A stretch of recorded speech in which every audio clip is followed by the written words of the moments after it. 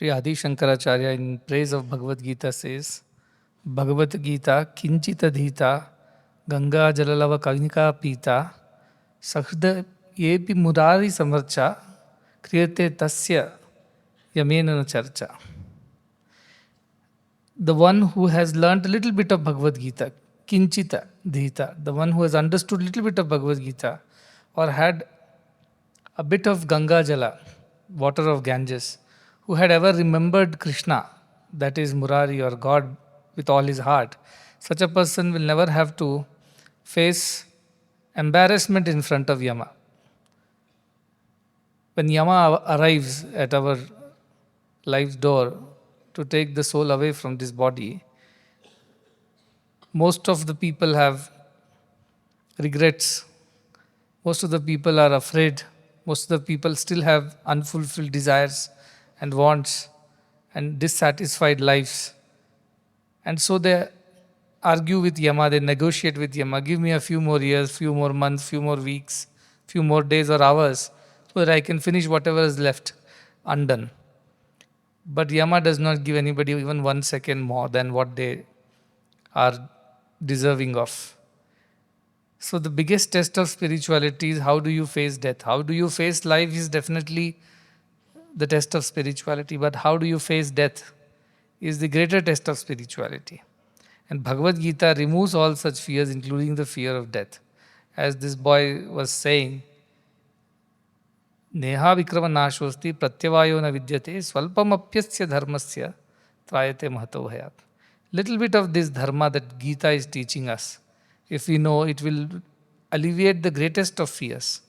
And I think the greatest of the fear most of the people have is that of death. Because after death, there is nothing that remains of all that you have learned, amassed, accumulated, gathered. Nothing of that remains.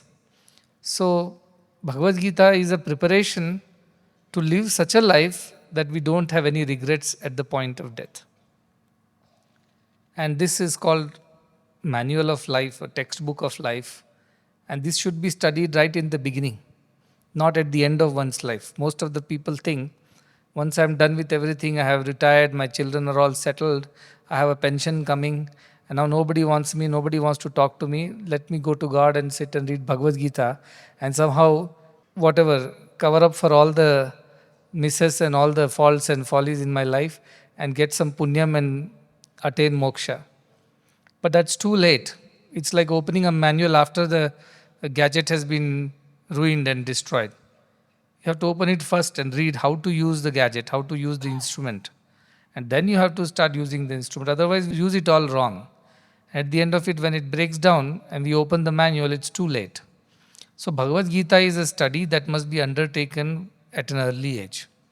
Its essence, its principles, its message has to be assimilated at an early age, not at a late retirement age when your limbs are not working, your mind is very weak, you have no strength left in your senses, no vigor and vitality.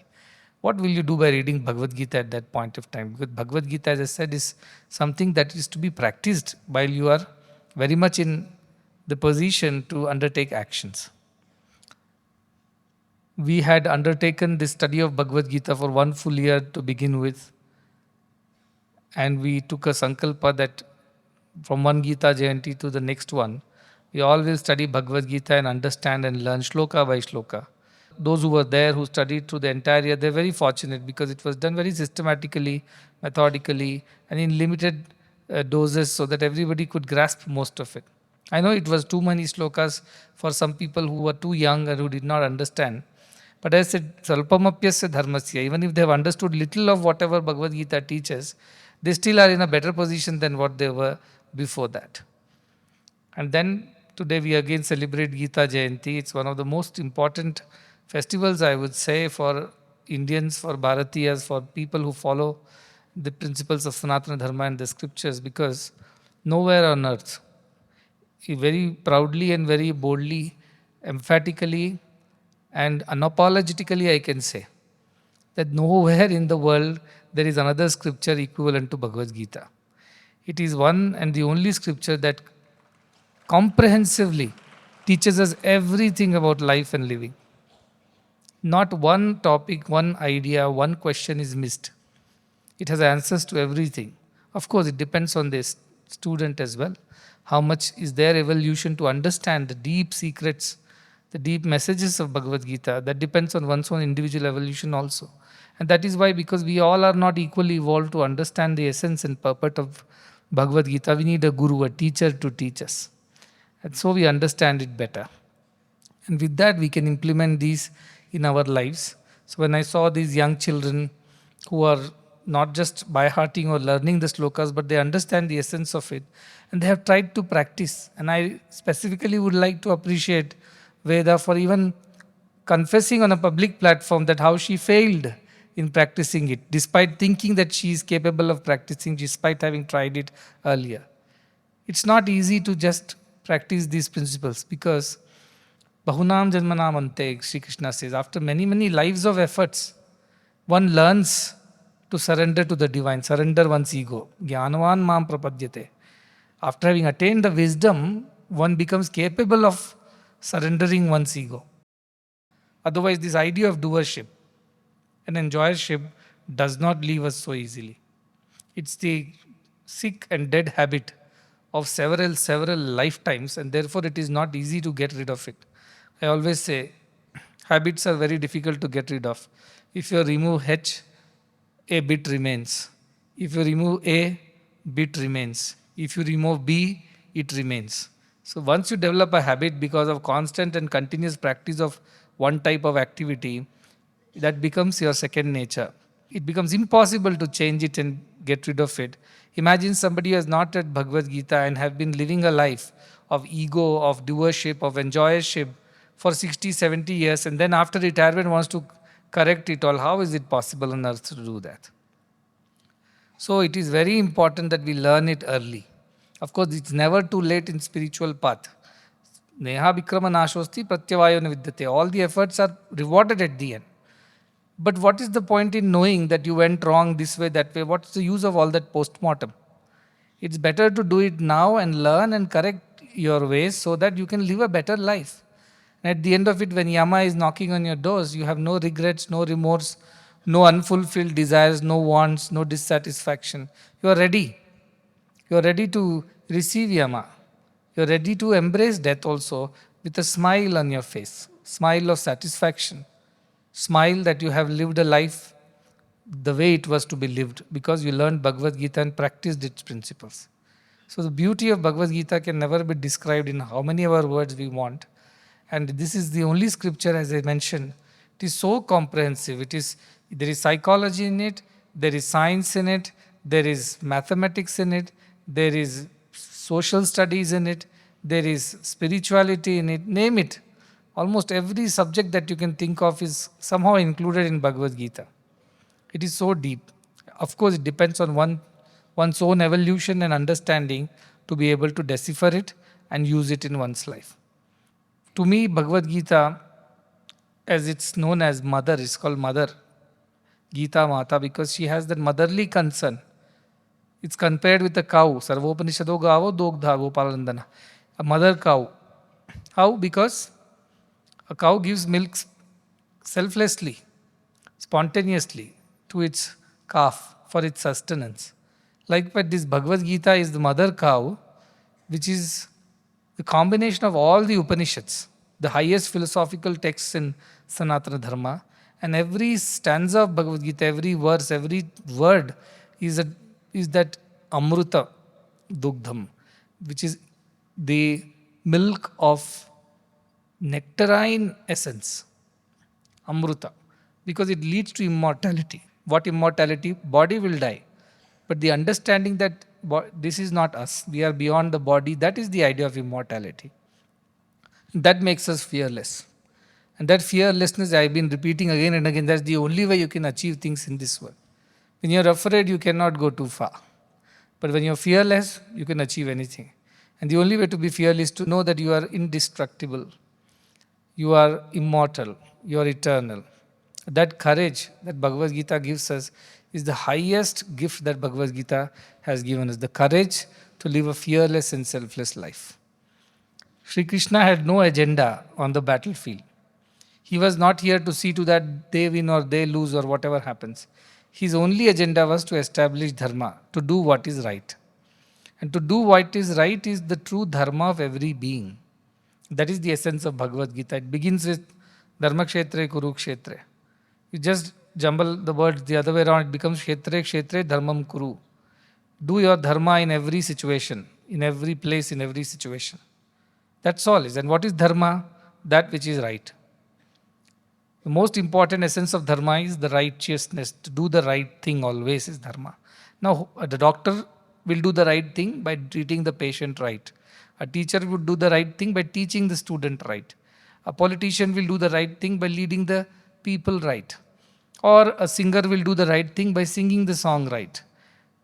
That's how righteousness or doing right is inculcated, incorporated in every action. So that is the message of Bhagavad Gita, that do the right thing always, come what may. And Krishna's advice to Arjuna was, do the right thing now in this battlefield, which is to do your duty towards establishing dharma as a kshatriya. You are a warrior. And your job is to fight the evil and see to that goodness or righteousness is established. Forget about who wins the war, who loses the war. Forget about how many are killed on this side or on the other side. Forget about who they are, how they are related to you. Forget that you have to take revenge for all the insult that was inflicted upon you and your family. All that is beside the point. The most important thing is the right thing that you must do now, which is to do your duty. And your duty as warrior, as Kshatriya, is to fight the evil and see to that righteousness prevails in the society. Period. And for that sake, Sri Krishna, with tremendous patience as a guru, teaches him for so long, answers all his questions patiently, clarifies all his doubts, and finally, the most beautiful part of Sri Krishna here is, after having taught everything, he says, Yathechasi tatha kuru. I have told you everything that I can think of, I clarified all your doubt, but I will not make a decision for you. You have got to make a decision for yourself. And the decision, totally to sit down and understand whatever I have told, contemplate on it, and finally decide and do as you please. Sri Krishna leaves it to the warrior Arjuna. He doesn't decide for Arjuna. Yathechasi tatha kuru. I have told you everything. Dharmamritam. All the essence of all the dharma I have told you in this whole of Bhagavad Gita. Now up to you to do the right thing. So he does give humans a chance to exercise their free will. Many people say like this, if God decides everything, what is our role then? If something goes bad or something goes wrong or we do something evil, that is also God's decision. We haven't decided. Everything is controlled by God, you say on one side. On the other side, you say you have to decide and do. But Shri Krishna says very clearly, God will tell you what is right, what is wrong. To choose right and wrong is your personal choice, which God has empowered you with. He has given you that power within your reach to choose. The only way we can escape this dilemma of choosing or not choosing is by surrendering that power to God. Saying, I don't want this power, you decide for me. Then God will take it back and decide for you. They are the surrendered devotees. For them, God becomes everything. That's why at some point in time, Krishna says, okay, Arjuna, this doing, not doing, right and wrong, it may always confuse you. Best thing would be, Sarvadharman parityajya mamekam sharanam vraja, he says. Give up this idea also of I want to choose what is right, what is wrong. If you can totally surrender your ego, come to me and surrender to me. Aham tva sarva papebhyo mokshaishyami mashacha. Papa, punya, whatever comes out of it, I will take care of it. Don't worry. Because you have done as per my command. If a judge pronounces an order of execution by hanging, the person at the gallows who executes the criminal has no karma of papa punya. Nor even the judge has any papa punya, because they are simply doing their duty. Likewise, Arjuna, you kill who needs to be killed. Do it because dharma demands that. Neither you will attain sin nor I will attain sin. Nobody will attain sin because we are doing the right thing. So doing the right thing always is the essence of Bhagavad Gita. And you know when you can do the right thing always? When you are totally surrendered to God. When you are not surrendered to God, your mind is still active and your ego is still, overpowering you. You'll end up doing sometimes right, sometimes wrong. And then finally there will be papa punya, and then there will be a account for all that thing which Yama and Chitragupta maintain. But if you want to get rid of this whole dilemma of doing and worrying about whether I did the right thing or wrong thing, what will be the consequences, just surrender, says Krishna. And I will look after the rest. This surrender is the essence of Bhagavad Gita. Because surrender will lead us to doing the right thing always. Because our mind is merged in God's mind. Mahati Atmani, Jnana Atmani, Shanta Atmani, I say. It's merged in God's mind. We don't think as an individual anymore. We think like God thinks. But still we work and act like individuals.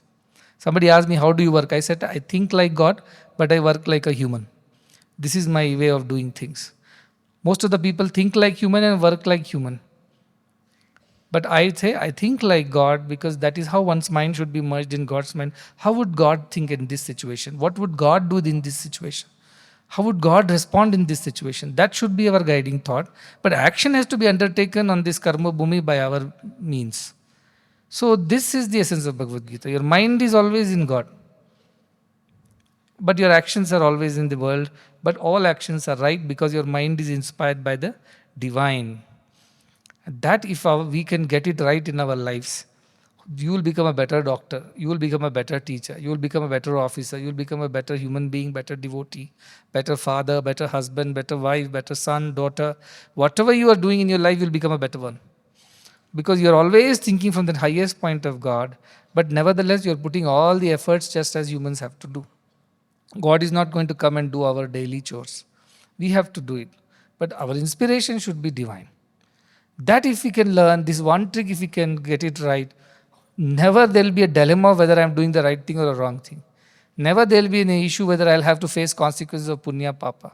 Everything is looked after by God. You are inspired by God. You are simply executing the divine will on this earth. Somebody asked, what is the purpose of any human life? I said, it is simply to express that divine who is within. Your eyes, your ears, your nose, your tongue, your hands, your legs, everything should just express that divinity. That's all is the purpose of life. Yes, it can express itself as a doctor, it can express itself as a teacher, can as a singer, or a driver, or a gardener, or a speaker, a dancer.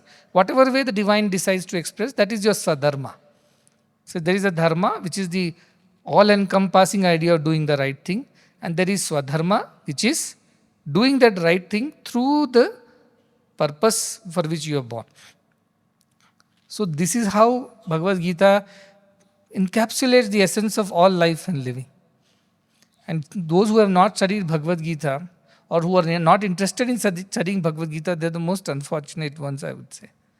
At least some effort you should put. Otherwise, we are like Indians who are like the beggar sitting outside the temple gate on a box and begging all life. But never opened the box and saw that it was a treasure chest with so much of wealth in it. We'll be like that, sitting on a treasure chest and begging for alms outside. So read Bhagavad Gita, not just read, understand Bhagavad Gita, not just understand, practice Bhagavad Gita, and that's how you assimilate Bhagavad Gita.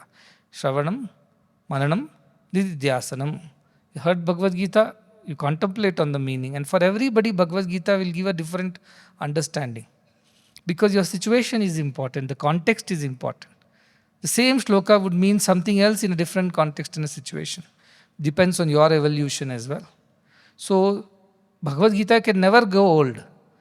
It can never become redundant or obsolete. Because as you progress in your spiritual evolution, in your age and in your positions and whatever actions you do, every time the shloka will come and give you a new interpretation, a new understanding for that particular situation in your living. So never give up the reading or study of Bhagavad Gita, because every time you read it, again and again it will give you new perspectives, new understandings. And that will help you to shape your mind, shape your thoughts, your emotions, your actions, and so also your destiny in the process.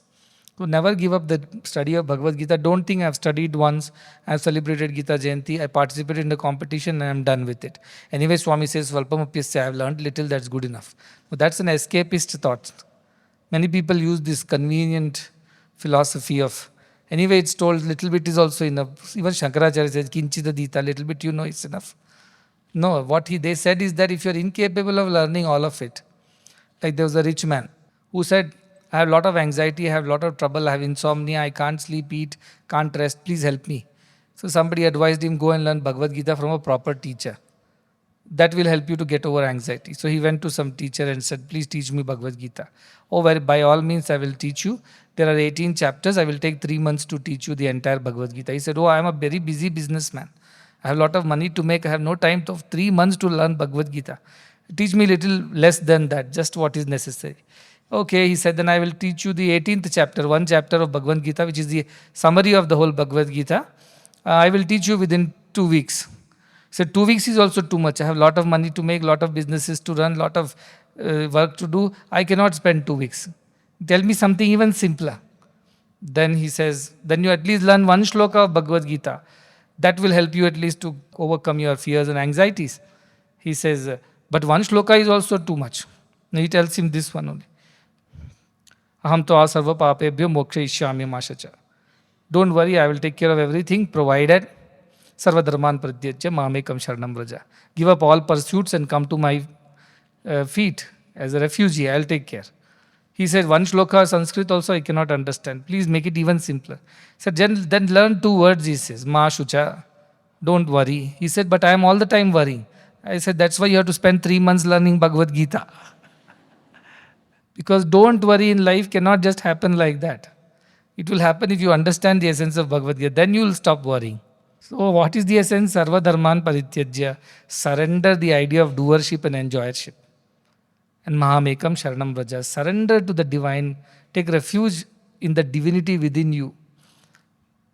Then all this idea of what will happen, what will not happen, will it be successful, will it be a failure, will I be popular, will I be hated, all these ideas of dualities will disappear. And you will become free of all worries, Mahashucha. That is the idea of Trayate Mahato Bhayat, that big fears also get destroyed when you know Bhagavad Gita. But what is the essence? Surrender. What you should surrender? Your mind. So let your mind be inspired by the divine. Let it do what divine wants to be done. Let your body follow the mind, that's all. But your mind should be connected to the divine. That's what he mentioned about consciousness. Within us there is one seat of divinity called consciousness. It tells us what is right, what is wrong. That's why there's the prick of conscience, they say. When we do the wrong thing, there is some disturbance and restlessness and uneasiness and guilt within. Because somehow even if nobody tells us, something tells us from inside what I'm doing is not right. And that is when your mind is kind of, trying to overpower that voice of consciousness and say, no, I want to do my own thing. And then we get into trouble. So, mind should be inspired by the divine and body should follow such a mind which is inspired by the divine. Otherwise, everybody's mind is made of different ideas. Like we heard about those shlokas, gunas are there, sattva guna is there, tamo guna is there, rajo guna is there. We are all mixture of all that. Sometimes sattvic gunas are good, like in satsang, suddenly we all feel like saints. But the moment we are back in our hostels again, we become our old selves, lazy, easygoing, careless, casual. Then all the sattva disappears, then tamas takes over from there. And sometimes when exams come, tamas, sattva go for a toss, rajas takes over. No sleep, no food, no bath, no nothing. Full time sitting in front of the book. Why you get marks and pass? This kind of life is not the life that Bhagavad Gita talks about. It talks about balance. For one shloka they should have included is about Sita Prajna or Pragya Pratisthita, because the Bhagavad Gita says that one can live a life of equanimity and balance. It's possible. And what is the way to do it? That also Bhagavad Gita teaches you. And why it is balanced and equanimous life? Because your mind knows, I am not the doer, I am not the enjoyer. It is inspired by the divine, so what is right, I do. I do what is needed for today and I rest. In the refuge that God knows best and God will look after everything. So this very basic tenets of Bhagavad Gita can also redeem us of greatest of our anxieties and worries. And many times people write to me when they are very worried. Please, one word of assurance from you, it will relieve my anxiety and worry. I see the message, I see the letter, or I talk to them and I think, oh, they are yet to reach that state where they can surrender to the divine fully and there is no worry. So then I tell them one word or two, don't worry, it will happen, all things will be okay, you just do your job. That relieves them of that anxiety, then they are able to do the job. But that should happen from within itself, not without. So I can be an external, as he mentioned, a symbolic representation of the divinity which can guide you. But how long is the question? You have to depend on your intuition. This is what Bhagavan told me. Very beginning, he told me in the very beginning, depend on your intuition. And I was not sure what he meant. What is intuition in the first place? Sometimes our mind may feel like it's intuition. Then he clarified, intuition has no anxiety, no worry. It has no sense of doership or enjoyership. It is very clear. It tells you what needs to be done, needs to be done. Mind is the one which starts worrying because it is not in alignment with the intuition. Mind is the one which starts bothering you. Intuition is voice of consciousness. It never worries, it never thinks also twice. It's one like a straight arrow that goes and hits the target. So then I started discriminating between my mind and intuition. Very, very thin line. It's very, very thin line. Many times you may make a mistake and think of your mind's vagaries as your intuition guiding you because you're so attached to the idea that you think it's intuition. But actually it's not intuition. Why? Because either there is excitement or there is anxiety. One of the two will be there in mind. In intuition, excitement is also not there. And anxiety is also not there. It's absolute equanimity. Prajna pratishtitha, it said the one who is established in that highest consciousness is steady. So excitement is not there. Sometimes I have to act that I'm excited about things. Because otherwise others around me will think, what is this? He's not even, he's so cold. He's so non-responsive. He's so cut off from everything. So I have to also show excitement and energy just to motivate everybody. I said not to work like human, even if I think like divine. Similarly, we have to celebrate our successes. We have to correct our follies, mistakes. Sometimes, as I said, sometimes I have to work this way to correct people. Sometimes to go work that way to reward people, celebrate people. But every time I do that, I have to come back to my zero state, where there is neither excitement nor anxiety. So no fluctuations. That is the very, very powerful idea. That no religion has this word called samatva or equanimity or an equivalent of that word of sthita prajna. Nowhere we find this word sthita prajna. Bhagavad Gita tells us, of course Upanishads also tell us, this sthita prajna, the idea of sthita prajna itself is a unique thing to Bhagavad Gita. And there is no English equivalent to it. The English closest equivalent is equilibrium, they'll say. It stays where it is. Even if it disturbs, it goes back to the state of equilibrium, they say. But our Bhagavad Gita says beyond that. It's equanimity, equanimous is the closest you can get. But sthita prajna is a far deeper word. So such gems of messages and wisdom in Bhagavad Gita, it's like the more you dive in, the more pearls you find. And so it can keep reinventing itself in you again and again and again. You will discover newer things. That is the power of Bhagavad Gita. It never gets old. It never gets redundant. It never becomes useless. It is never a scripture which can be put aside, say, okay, I have read it, I know it. No, you never know it. You have to keep practicing. What is the final? Till you reach the sthita prajna sthiti, ultimate steadiness of your consciousness, you have not achieved Bhagavad Gita. So I see a lot of Bhagavad Gita programs are happening. Many people invite me also. And of course, like competitions we made. All this is the beginning of the journey. This is just Shravanam, then Mananam, then Nididhyasanam. And what is Nididhyasanam Bhagavad Gita?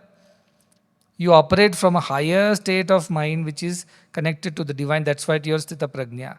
But nevertheless, you undertake actions on the earth. You cannot escape the actions. And actions will bring results, bad and good.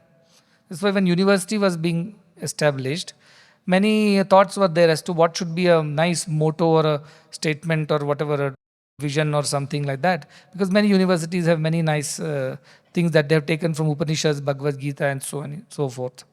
We chose Yoga Karma Sukhaushalam. That comes in second chapter. Where Krishna says, Buddhi yukto jahati hai, bhe sukruta dukshakrute. Use your discrimination, which is intuition, which is mind, and choose the intuition over mind and act from there, he says, Buddhi yuktaha. And jahati, give up what? Iha, in this world, what? Ubhe, both. Sukrute, dushkrute. The good and the bad doings. Oh, I did the good thing, I did the bad thing. There is a good result, there is a bad result. Give up this idea, he says. Why? Because you are acting from intuition. So where is the question of you deciding and doing? It's inspired. You're simply executing what has been inspired by the divine. So where is the question of your doership? So where is the question of enjoyership? Buddhi yukto jahati hai. Buddhi used, he says. That discrimination should be there in a sadhaka. And then he says, Tasmat yogaya yujyasva yoga karmasu kaushalam. And yoga, get established in that yoga, therefore. What is yoga? Your mind is connected to God. That is yoga. Yoga is born of this dhatu called yuj. Yuj means to yoke, to connect, to bind. So what are we binding and to what? We are connecting our human mind to the divine intuition. That is yoga that Krishna talks about. That's right. Yoga, you get yourself involved in that yoga, which is your mind is always inspired by the divine and you are acting humanly, of course. Yoga karmasu kaushalam, and that kind of thing will lead to perfection in everything that you do. There is nothing called right and wrong. Everything will be right because it's been inspired by the divine. So yoga karmasu kaushalam. So if you want to achieve the university's motto of yoga karmasu kaushalam, what you need to do? Use your discrimination. Understand this is my mind and its desires and its ambitions and its whatever lower ideas, negativities. I don't want this. I will choose the intuition which is clear like a straight arrow, which goes straight to the target. It has no both sides, neither the excitement to it nor the depression to it. It is absolutely steady and equanimous at all times. With that steadiness, I must act in this world. Then all actions will be perfect. This is the essence of why we chose this statement for the university. So use your discrimination, choose your intuition, choose the divine inspiration above all your human ideas. Because human ideas keep changing based on situations. And I was there in this conference of the Thai Global Conclave, which was there in Bangalore. And they have called it Antarprerana. Entrepreneur, Antarprerana. Somehow they have connected the two. Antarprerana. I was very impressed. I said, this is intuition. Antarprerana is intuition. So if you are a real person who wants to achieve anything in this life, you must act from that seat of intuition. Not the mind, which worries. Something good happens that day, mind is so happy, you're singing a song in the corridors that day.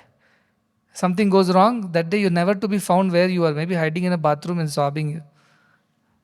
All such things don't happen to Sita Prajna. He knows, I connected to the divine. And suppose like Veda said, things don't go the way, she understood the fault was, she was concentrating on the outcome and that anxiety disturbed the performance. That is the reason why it is happening. Once a cricketer who is very good devotee, he wrote to me saying that, continuously I am underperforming. Continuously I am missing the balls. He's a batsman. Not able to bat. Every time I'm missing. I was never like this. What is going wrong with me? And then I prayed and replied to him saying that I think you're too focused on the outcome. You're not playing for the sake of playing. Because he was under pressure because underperforming so many ducks for so many tournaments that his position in the team was now questionable.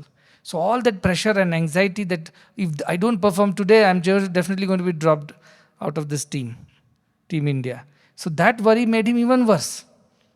With every ball that came, anxiety was weighing so much on his mind, and that is the reason why he was making mistakes.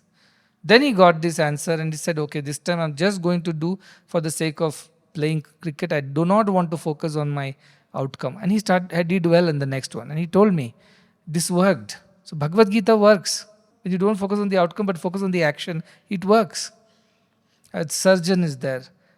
His hands will shiver if he's attached to the patient. If he's operating on his own child, his hands will shiver. Why? Because there is an attachment, there is an anxiety of the outcome. Bhagavad Gita will teach you, don't worry. Do think of it as a patient who needs to be treated. Whether your son, daughter, whoever is secondary. You're a doctor, your duty is towards the patient, do it well. Yogaya yujyasva. And yoga karmasu kaushalam. Your surgery will go well. Is it not practical? It is very practical.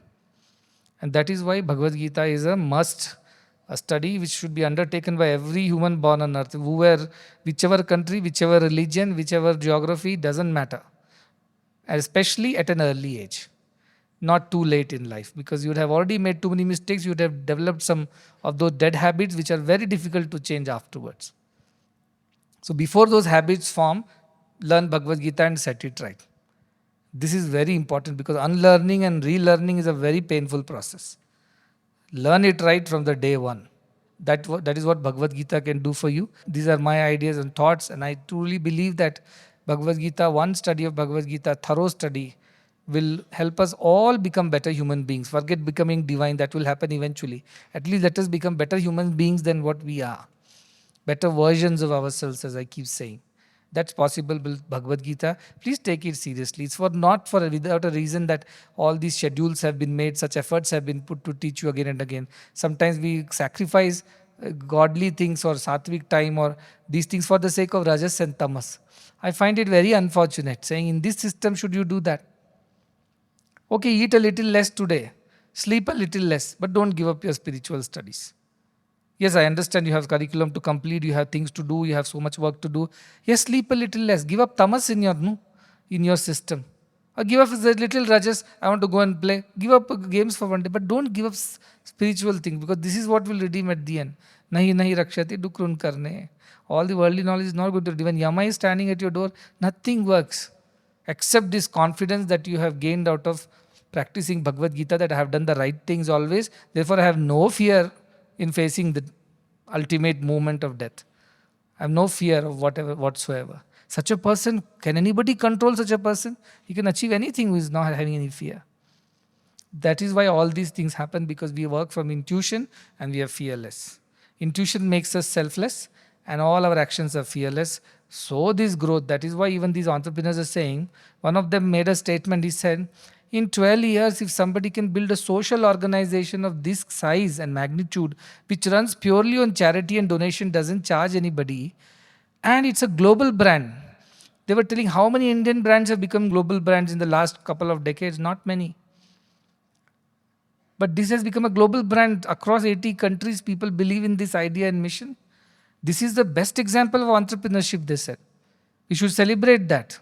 And they asked me, what is the secret? And I said, the secret is we are true to our purpose. We are fearless.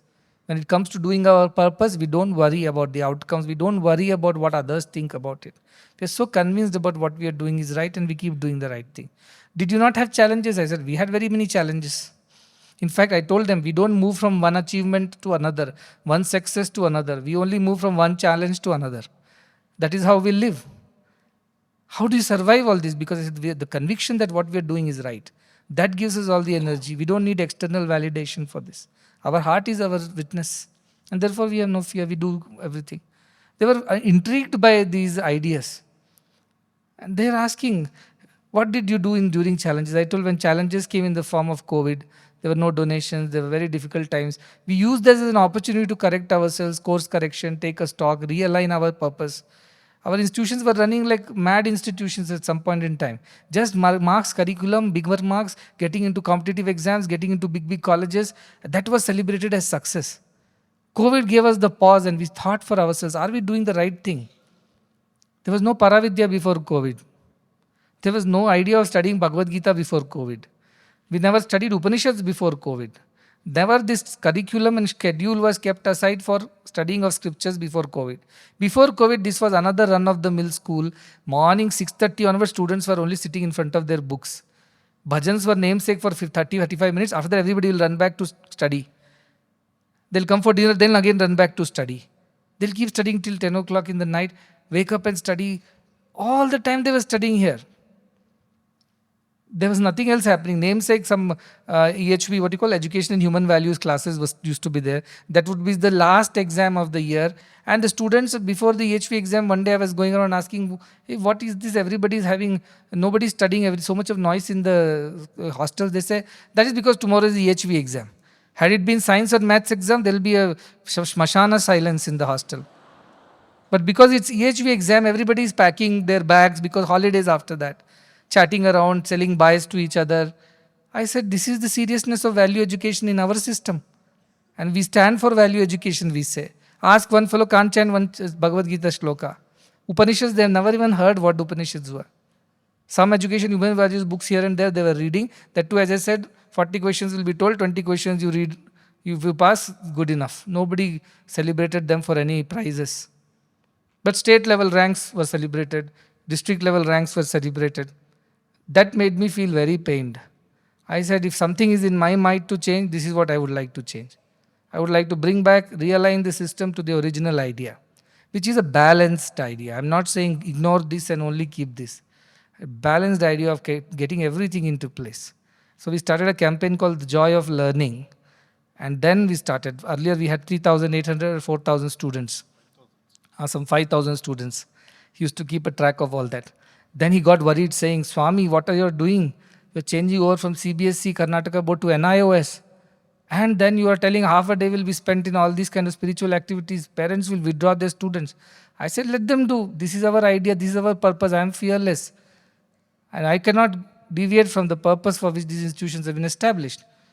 Out of, whatever, my force or their fear or conviction, whichever way, it was done.